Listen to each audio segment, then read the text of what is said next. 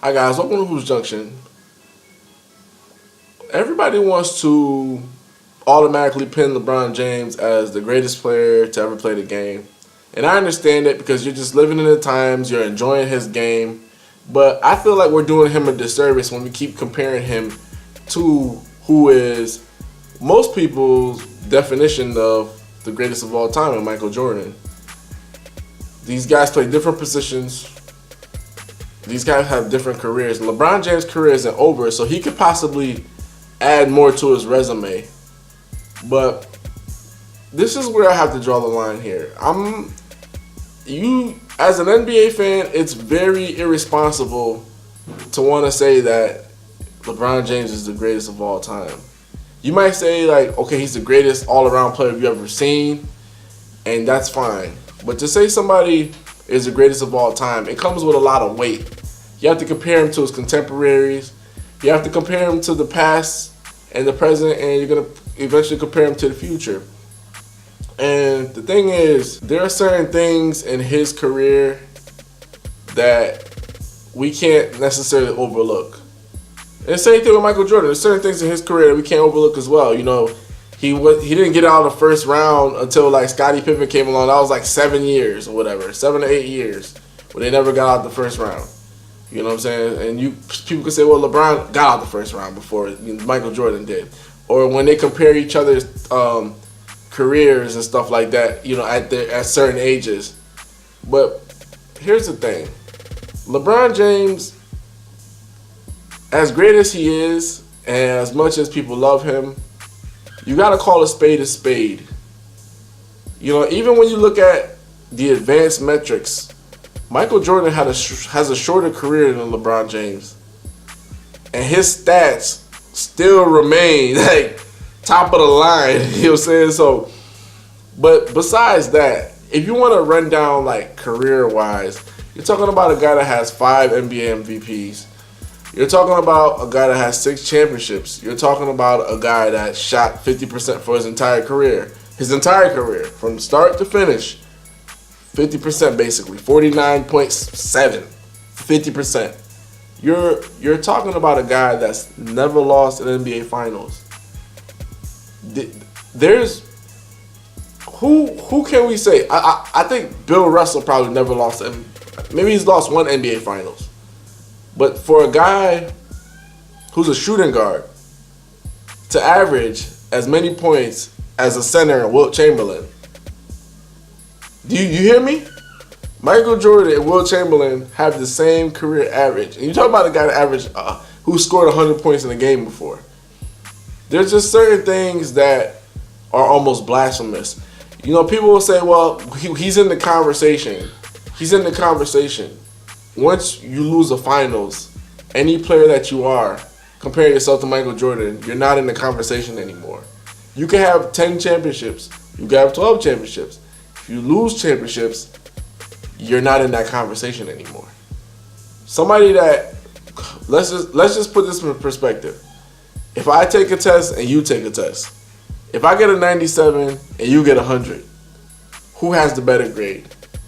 Who has shown better competency? Who has shown better skill? Who has shown better preparation? The person with the 100. Now, granted, my 97 might not be as bad. My 97 is great. My 97 says, hey, I'm smart as you. I'm just as smart as you are. But I'm not smarter than you. So when LeBron and his career is all said and done, let's just say he gets the 5 championships. Let's just say he gets the 6 championships. Getting to the championships never was a criteria of mine. Because once you lose 4 championships, you're out of that conversation. Like, you could say, like, LeBron's the second best player. You could argue with that all day. He's the second best player of all time, or he's the best all-around player of all time. Once we're talking about greatness, defined, personified, LeBron James is the gold standard. Don't get me wrong. He's the gold standard right now. He is the best player of all time for these guys. But when we're talking about just playing in general, Michael Jordan is the platinum standard. You can't get over it. And there's a couple of other things that we have to mention in this discussion. It's not about like championships. It's how you win championships. What people will say, well, LeBron James came back from a 3-1 deficit, you know. But let's talk about this. Did Mike have to go? Did Mike have to go anywhere else to win the championship? Did he have to team up with anybody? We're not gonna say he didn't have great players. Hey, I don't argue that at all. Every team needs great players to win. But did Mike try to hook up with, you know, when he won his first championship, he beat Magic Johnson. Did he call Magic Johnson and say, hey, I'm gonna go link up with you, Isaiah Thomas, let's go do it? Did he call Larry Bird, Magic, let's go win one, you know, I'm trying to do this or whatever the case? No, like it's just certain things of MJ's legacy that LeBron can't touch. And even like last year, he was trying to knock down Jordan's legacy, saying, you know, we give him too much credit. And that's where it's like, aha, you know, you ever watch Coming to America? He's like, taste the soup. Taste the soup. He said, what's wrong with the soup? Taste the soup. What's wrong with the soup? Taste the soup. Taste the soup. He said, okay, where's the spoon? Aha. Aha. It's just like, that's the aha moment where you know you can't touch that legacy, so you try to knock it down, which proves the entire fact of why MJ's greatness can't be, you just can't touch that. You know, you can't touch it. It's impossible. His career, in terms of championship pedigree, in terms of heart, in terms of performance, in terms of not having letdowns, it's impeccable. That's the kind of career that you just can't touch.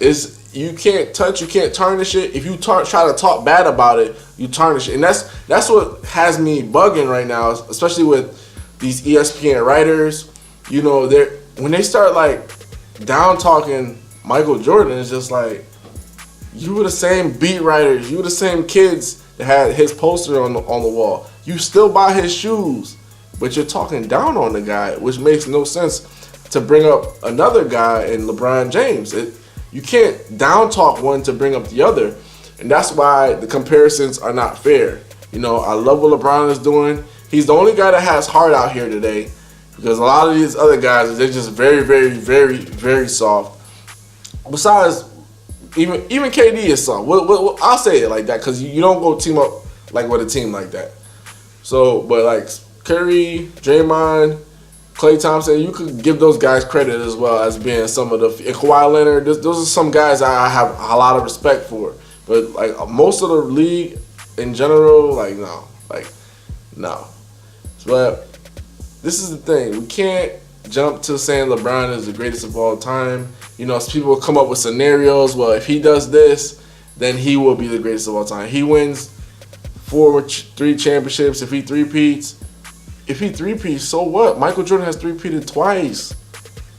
These are the things that you can't even like compare. Like there's no comparing. It's just like okay, well, somebody will say, you know, oh, I have a hot album. You know, my album is great. You know, this person album sold out in this amount of time, and then you're like, he's better than Michael Jackson. Like, no, Michael Jackson's albums sold out all the time. You know what I'm saying? Like, he's done this before. Right? You're not saying anything that he hasn't done before. And that's kind of the thing with Michael Jordan. You're not saying anything that he hasn't done before, besides leaving his team and, you know, and losing in the finals. And that's the key thing that you just don't understand. He hasn't lost in the finals. He's got averaged 30-something points for his entire career, 30.4 or 5. He shoot over 50% for his entire career. He's never had a letdown. He's never faced defeat in the times his hardest. Even when he was down, like a lot of people forget in the Utah game, they were down like 5 points, and they came back to win.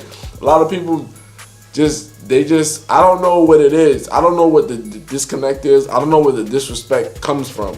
Because the thing is like, you could give LeBron his credit, his accolade, and once his career is done, then you could argue and say, yeah, he's the greatest of all time.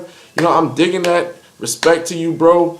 Honestly, you do the best that you're the best right now. You give him that credit, but don't try to take down. So to me, it's blasphemous. I think LeBron is gonna go down as one of the greatest, top 5. He's probably already top 5, and most people look. I think he's top 5, honestly. I would have him over Larry. If Larry didn't get hurt, this would be a different conversation. But we can't talk about that. But at the end of the day, he's not gonna catch Mike. We gotta leave that alone. I think we just gotta leave that alone. It doesn't matter if he beats Golden State. That doesn't even matter. Like, you could beat Golden State. It's fine. It's fine. But at the end of the day, we gotta lead this conversation. Like, just say he's the best of his era or whatever the case is, and that's it. Just leave it alone. Because a lot of you guys that are saying that he's the greatest, you just either never seen the greatness of Michael Jordan, or you just refuse to admit that you was one of them kids with his poster on your wall. This is Vlad from Hoops Junction, where Hoops meets Hoopla. Like, comment, and subscribe. Peace.